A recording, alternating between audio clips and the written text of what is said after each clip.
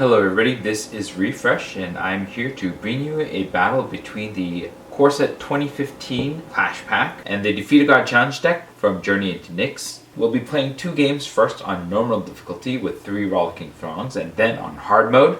And for these games we're going to be using 3 hero cards. The first one is a Harvester. It says tap, draw a card, then discard a card.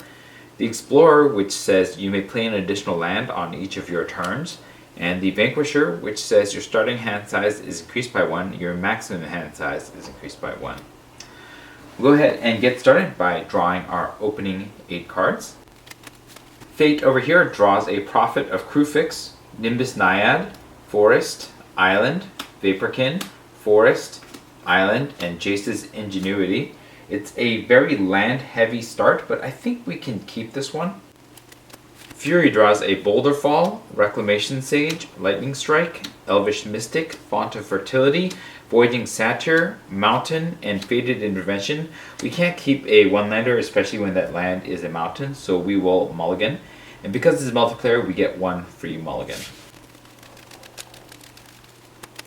Now we have a Hydra Broodmaster, Forest, Reclamation Sage, Forest, Font of Fertility, Mountain, and Nessian Game Warden. It's a bit of a slow hand, but I think we can keep this on the promise of potentially ramping here, and so we will do so. Because this is multiplayer, we'll also draw on our opening turns, and so Fate will draw a Leaf Crown Dryad, and Fury will draw a Boulder Fall. We'll go ahead and get started by playing an Island and a Forest over here. And then over here we'll play a Mountain and a Forest. We're going to tap for Fate, both of these, and we'll play the Vaporkin. This is a 2/1 elemental with flying, and it can block only creatures with flying.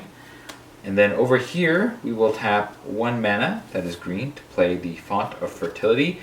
This is an enchantment. You can pay 1 and a green and sacrifice it to search your library for a basic land card, put it on the battlefield tapped, and shuffle your library. We don't have anything else that we can do, and so we're going to pass to Xenagos and have them play the top 2 cards. The first card is a Ecstatic Piper. It's a 2/2 Satyr Reveler. When it enters the battlefield, Xenagos Descendant attacks its turn if able, and when it leaves the battlefield, each player gains 2 life. And we also have a Serpent Dancers. It's a 2/4 Human Reveler with Death Touch, and when it leaves the battlefield, each player draws a card. Xenagos will be attacking this turn. I cannot block, so I'm going to take 6, and we're going to go down to 14. At the end of the turn, we'll use the Harvester. Fate draws a Divination, and we will discard the Jace's Ingenuity.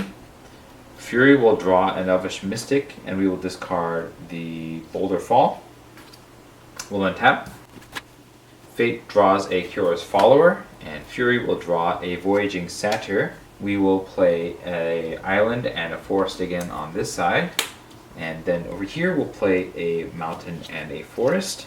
Fate will tap out and we will cast a Leaf Crown Dryad. This is a 2/2 Enchantment Nymph Dryad with Bestow 3 green and Reach. And each enchanted creature gets +2/+2 and has Reach. So we're going to enchant the Vaporkin, making it a 4/3 Flying Reach that can only block creatures with flying. And then over here we will spend 1 green mana to cast the Elvish Mystic. This is a 1/1 Elf Druid, and you can tap it to add green to your mana pool. And then we'll spend 2 more mana to sacrifice the Font of Fertility, and we'll search our library for a Forest and put it on the battlefield tapped. There's our Forest. We'll put it on the battlefield tapped. We'll shuffle. We need to go on the attack, so the Vaporkin is going to strike the Ecstatic Piper. This will defeat the Ecstatic Piper. We'll gain 2 life each to get 4 life to go back up to 18. And then we'll pass to Xenagos. Xenagos will untap and then cast the top 2 cards. The first one is Rip to Pieces. At the beginning of combat this turn, each Reveler deals 1 damage to each player and each creature those players control. And then we'll also be playing the Ecstatic Piper. We've seen what that does.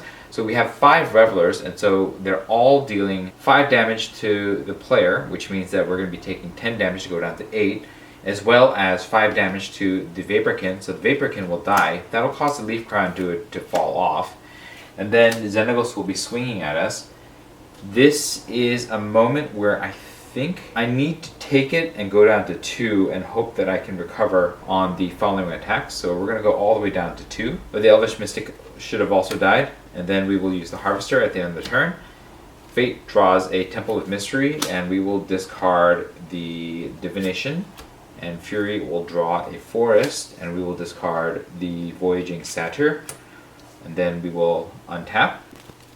Fate will draw a Voyage's End, and Fury will draw a Generator's Servant. Fury is going to play this Forest, and Fate will play the Temple of Mystery. This is a land. It enters the battlefield tapped. When it enters the battlefield, scry 1. And you can tap it for green and blue. We'll scry. We'll take the island, and we will leave it right there. We're going to go ahead and get started by paying 2 mana, and we will cast Voyage's End. It's an instant. It says return target creature to its owner's hand, scry 1. We're going to be bouncing the Serpent Dancers, and then we'll draw a card each. So Fate draws an island. Fury will draw a Nessian Courser. We're going to go ahead and play the island as our second land for the turn for Fate. And then we will spend 2 more mana to cast Kyora's Follower. This is a 2/2 Merfolk, and you can tap it to untap another target permanent. Then over here, we will spend all 6 mana to cast the Hydra Broodmaster. This is a 7/7 Hydra with XX green monstrosity X. And when it becomes monstrous, put XXX green Hydra creature tokens onto the battlefield. And then we will pass to Xenagos. Xenagos will untap, and then I'll cast the top 2 cards. The first one is Impulsive Charge. At the beginning of combat this turn, all revelers gain haste until end of turn and attack this combat if able. And then we'll also have Xenagos' Scorn. Xenagos gains trample until end of turn and attacks this turn if able. So it looks like we're going to be dying because all of these creatures are attacking, as well as Xenagos. The Broodmaster will have to block Xenagos, and we can block the Ecstatic Piper and one of the Rollicking Throngs. But we will be taking 2 damage here, and that will happen before this effect goes on the stack. And so we will perish here against Xenagos, and that is the end of easy mode here. And that is the end of normal difficulty against Xenagos. That was a brutal loss, and we will be back for hard mode.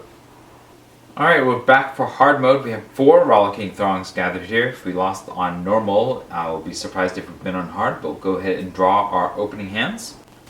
Fate draws a Kyora's Follower, Island, Frostlynx, Forest, Vaporkin, Nimbus Naiad, Island, and Island. I think this is an acceptable first hand. Fury draws a Hydra Broodmaster, Nessian Courser, Forest, Voyaging Satyr, Forest, Mountain, and Plummet. I think this is also an acceptable first hand. We'll go ahead and draw our opening cards. We have a Temple of Mystery over here, and we have a Genesis Hydra over here. We'll start by playing a Forest and an Island over here. We'll tap them both and cast the Kyora's Follower.